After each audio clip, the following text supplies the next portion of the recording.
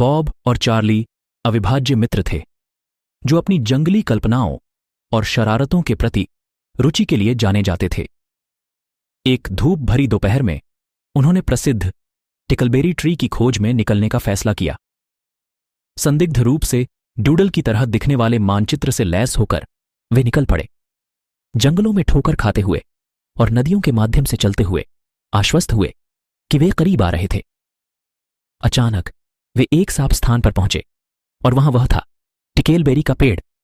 इसकी शाखाएं फलों से लदी हुई थीं जो हर हवा के झोंके के साथ हिलती और खिलखिलाती थीं। बॉब, जो कभी भी किसी चुनौती से पीछे नहीं हटते थे, ने पेड़ पर चढ़ने का फैसला किया, जबकि चार्ली उत्सुकता से पहली फसल का इंतजार कर रहे थे।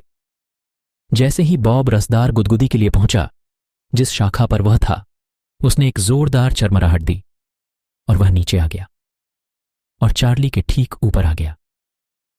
वे इतनी जोर से हंसते हुए जमीन पर लौट गए कि वे मुश्किल से अपनी सांसें ले पा रहे थे। गुदगुदी से ढके हुए वे मदद नहीं कर सके, लेकिन अपने प्रफुल्लित करने वाले दुस्साहस में विजयी महसूस कर रहे थे। बॉब और चार्ली के भागने के बारे में बात तेजी से फैल गई, जिससे वे स्थानीय किंवदंतियों में बदल गए। तब से जब भी किसी को अच्छी हंसी की जरूरत होती तो वे गतिशील जोड़ी के साथ एक मौका मिलने की उम्मीद में टिकेलबेरी पेड़ की ओर जाते थे।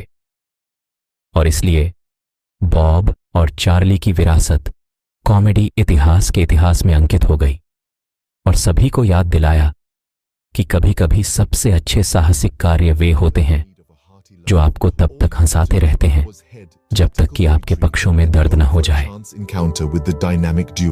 Bob and Charlie's legacy was thus etched in the annals of comedy history, a testament to the fact that the best adventures aren't always heroic quests or daring deeds. Sometimes they're the ones that leave you sprawled on the ground, laughing till your sides ache. And that, dear listeners, is the unbeatable charm